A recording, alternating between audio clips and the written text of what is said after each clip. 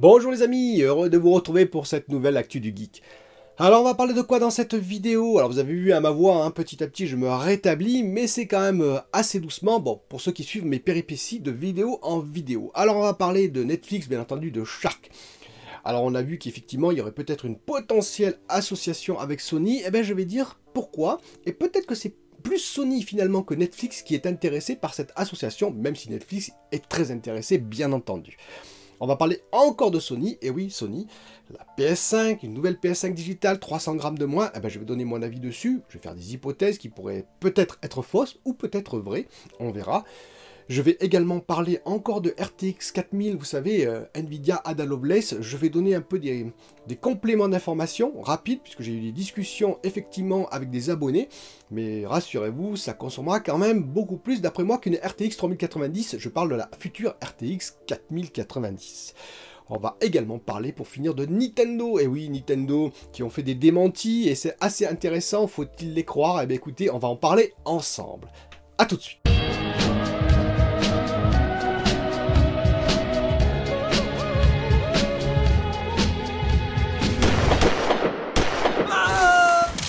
Alors commençons par une good news, comme on dit, une bonne nouvelle. Eh bien la bonne nouvelle, c'est qu'effectivement, apparemment, je dis bien apparemment, plein de pincettes, fin 2021, donc en décembre, on aurait beaucoup plus de PS5 et probablement de Xbox Series X, parce que je vois pas pourquoi il y aurait plus de PS5 et pas de APU pour les Xbox Series X et S, mais la S n'est pas trop en pénurie, eh bien il y aurait plus de l'APU, on va dire, de la part de AMD, de TSMC, pour les consoles dites next-gen, puisque maintenant on est dans la génération actuelle, c'est plutôt la PS4 et la Xbox One qui sont old-gen, on va dire, et donc pour les consoles d'actuelle génération, on aurait enfin plus de pénurie, c'est-à-dire qu'on aurait enfin les APU qu'il faut. C'est ce qu'apparemment a annoncé Sony et d'autres personnes, c'est-à-dire qu'effectivement, les chaînes d'approvisionnement sont maintenant remplies et ça tourne plein pot. Eh bien écoutez, on verra. Alors ça tournera plein pot à partir de septembre-octobre. Eh bien écoutez, on verra. Parce qu'on a eu d'autres informations quand même, sur les cartes graphiques en l'occurrence, où il y avait des distributeurs qui avaient reçu 0 carte graphique. Bon, c'est des cartes graphiques, c'est encore un autre problème. Effectivement, sur les consoles, c'est tout à fait possible, et j'espère pour vous que vous aurez votre console, effectivement, avant la fin de l'année. Et donc, la pénurie, potentiellement, sur les consoles, pourrait, en tout cas, diminuer d'ici cette fin d'année. Et venons-en maintenant à la PS5 digitale. Alors, visiblement, il y aurait un modèle qui serait en préparation, un modèle qui ferait 300 grammes de moins, et ça a mis le feu sur la planète entière, la planète du JV. Alors, moi j'ai regardé les specs, eh bien écoutez, c'est les mêmes dimensions, parce qu'on pouvait penser à un modèle, vous savez, un peu slim, c'est-à-dire un peu réduit, le modèle digital un peu réduit. Ben non, apparemment c'est les mêmes dimensions, c'est le même, et ça c'est important, la même puissance consommée, autour de 340 watts, si je ne me trompe pas, dans les deux cas, donc ça veut dire qu'il n'y a pas de gain de ce côté-là. C'est-à-dire que c'est exactement les mêmes composants, mais ça je l'avais déjà dit, j'avais dit que pour moi c'était impossible qu'ils sortent un modèle aussitôt transformé au point de vue hardware, c'est-à-dire que pour moi c'est le même modèle hardware, et j'ai entendu dire, oui, si ça peut être des composants différents, 300 grammes de moins, non, les composants ça ne pèse rien du tout, donc 300 grammes de composants en moins, ça veut dire qu'il n'y a plus aucun composant dans la console. En l'occurrence, moi je pense que peut-être qu'effectivement l'énorme radiateur, vous savez, il est assez gros, le radiateur, a été peut-être réduit. C'est tout à fait possible, parce qu'ils ont fait des bilans énergétiques, et qu'avec le caléoduc qu'ils ont, je vous explique ce que c'était le caléoduc, eh bien ils n'ont peut-être pas besoin d'un radiateur aussi gros. C'est la seule hypothèse que j'ai, parce que 300 grammes c'est beaucoup, effectivement, et donc qu'est-ce qui pèse beaucoup dans cette PS5? Eh bien c'est le radiateur. Si on enlève une partie du radiateur, on diminue le radiateur, on gagne en termes de matières premières, ça c'est important, parce que ça coûte cher les radiateurs, et oui, c'est en aluminium, donc ça coûte assez cher, vous savez, les métaux, il y a aussi pénurie sur les métaux, donc une réduction importante du radiateur, tout en conservant le bilan énergétique, ça c'est tout à fait possible. Eh bien écoutez, oui, pourquoi pas, je peux y croire, parce que le reste c'est du plastique, donc 300 grammes de plastique en moins, ça ferait quand même beaucoup, surtout que les dimensions, je vous répète, sont les mêmes. Mais vous allez me dire, à juste titre, le geek, tu parles de bilan énergétique conservé, mais justement, comment pourrait-il faire pour conserver un bilan énergétique en enlevant 300 grammes d'aluminium sur le radiateur, en diminuant le volume du radiateur?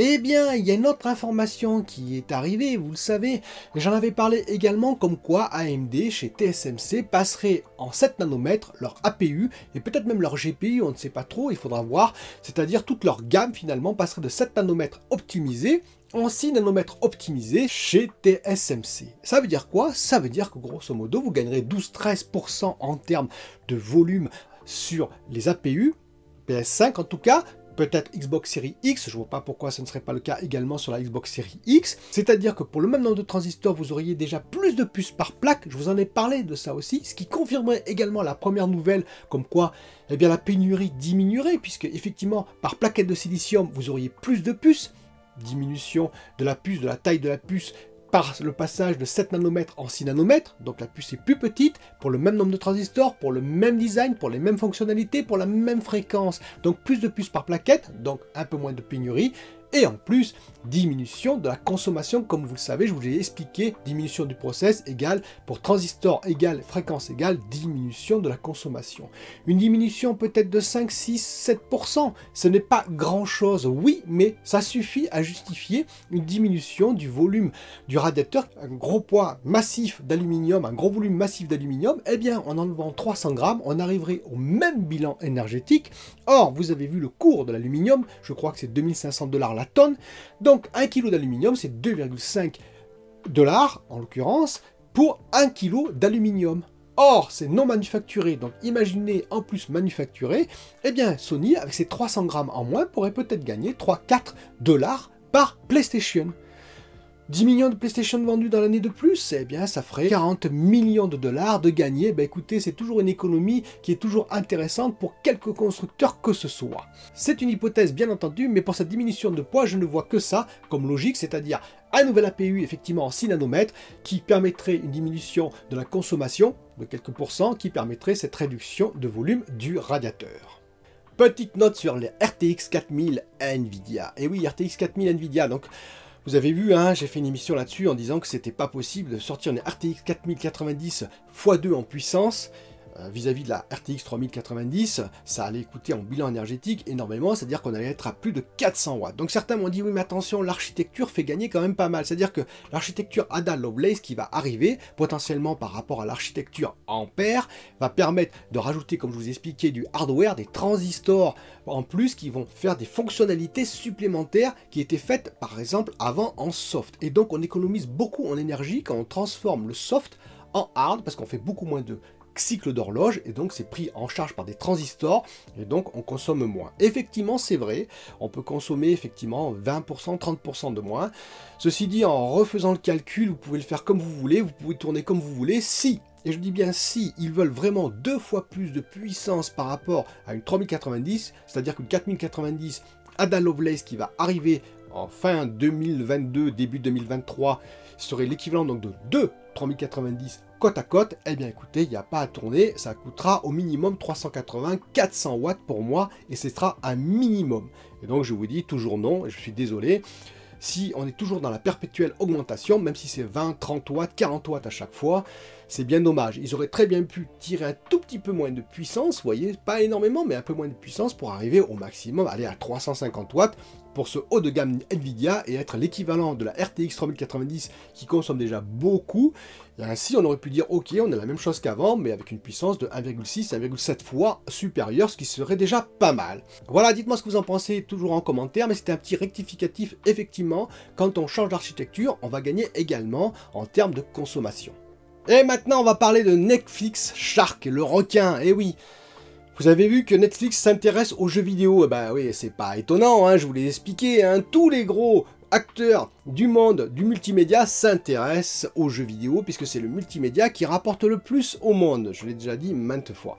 Donc bien sûr, il y a Amazon, il y a Google comme vous avez vu, bien entendu Xbox, ça fait très longtemps, Microsoft qui sont dedans, bon, Sony bien entendu, Nintendo et d'autres. Et donc ils s'intéressent tous aussi au cloud. Nvidia fait son propre cloud en l'occurrence, vous comprenez que maintenant tout le monde veut le faire. Et donc Netflix, il regarde à côté Amazon, Prime Video en l'occurrence, un des concurrents. Et qu'est-ce que fait Prime Video? Eh ben, il y a Prime Games qui est arrivé, leur cloud, hein, Luna en l'occurrence, et donc ils se disent, ah, attends, on va pas laisser une manne pareille à Amazon, il faut qu'on fasse la même chose. Donc de leur côté, ils sont très intéressés pour faire effectivement du jeu vidéo en cloud, avec une manette, toujours pareil, connectée pour pouvoir, bien entendu, jouer en direct sur votre téléviseur. Alors ce serait plutôt pour l'instant sur les mobiles, mais ça viendrait bien entendu dans le futur sur les téléviseurs.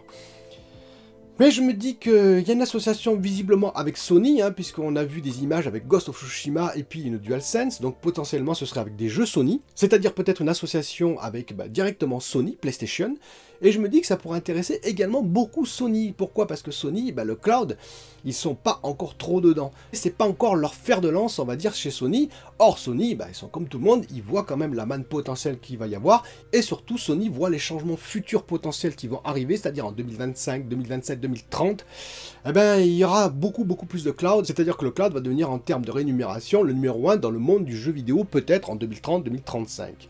Donc, il faut s'adapter aux changements et les prévoir à l'avance. Et peut-être que Netflix est une passerelle qui peut intéresser Sony pour faire connaître à un plus grand nombre de personnes PlayStation et les jeux PlayStation. Donc je me dis, vous voyez que Sony peut être aussi, sinon plus intéressé encore par Netflix que Netflix par Sony, bien que Netflix, bien entendu, est très intéressé, je n'en doute pas un instant. Car je vous rappelle que Netflix est déjà bien implémenté sur le cloud, et oui, ils sont sur les serveurs Amazon, ils sont partout sur les serveurs Amazon, ils utilisent les serveurs Amazon, et donc ils sont partout dans le monde, ils distribuent absolument tout le monde, et donc pour Sony, vous voyez maintenant où je voulais en venir, pour Sony ce serait un accès partout dans le monde pour offrir des jeux PlayStation à tout le monde, à offrir entre guillemets, c'est-à-dire proposer des jeux PlayStation à tout le monde directement par le cloud, par Netflix. Donc on va suivre l'affaire et on verra si effectivement chez Netflix il n'y a que Sony dans leur giron ou s'il y a d'autres acteurs qui vont venir se greffer après.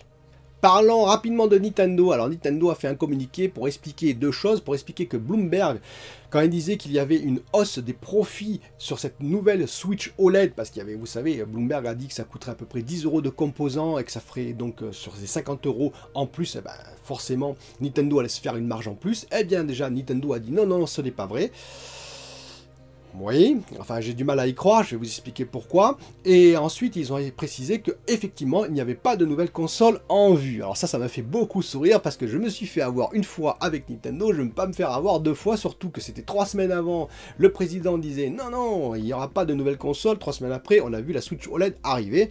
Donc maintenant, on ne peut pas les croire. Et justement, cette parole-là, qui est une parole où on ne peut pas trop croire ce qu'ils racontent, eh bien, ça leur a coûté un peu cher. C'est-à-dire qu'effectivement, ils avaient dit non, il n'y aura pas de nouvelle console. Pendant longtemps, vous avez vu, ils ont laissé traîner ce bruit-là. Est arrivée une nouvelle console, tout le monde attendait bien entendu une Switch Pro. Est arrivée une Switch OLED, beaucoup de monde déçu. Et du coup, les investisseurs, et c'est pour ça qu'ils ont réagi Nintendo, parce que les investisseurs, ça, par contre, ils y sont chers. Eh bien, les investisseurs leur ont frappé sur les doigts. Et ça, ils n'aiment pas du tout Nintendo. Et donc, ce petit communiqué rectificatif, mais est-ce qu'on doit y croire? Pas vraiment. Premièrement, je pense que oui, ils se font quand même, sur les 50 €, ils se font une petite marge supplémentaire, il faut pas qu'ils nous mentent, ils se font une marge supplémentaire en plus chaque mois qui passe et chaque année qui passe, puisque les composants, comme je vous ai expliqué sur la Switch, baissent, le coût, bien entendu, du wafer baisse, tout ce qu'il y a autour baisse, et donc, petit à petit, eh bien, ils ont gagné un peu plus, et là, sur la Switch OLED, les 50 € de plus, je ne pense pas que ça coûte 50 € de plus, la fabrication de cette Switch OLED à Nintendo. Mais il fallait faire un rectificatif pour absolument calmer les investisseurs par rapport à cette déception. Mais écoutez, ils ont été pris à leur propre jeu, voilà.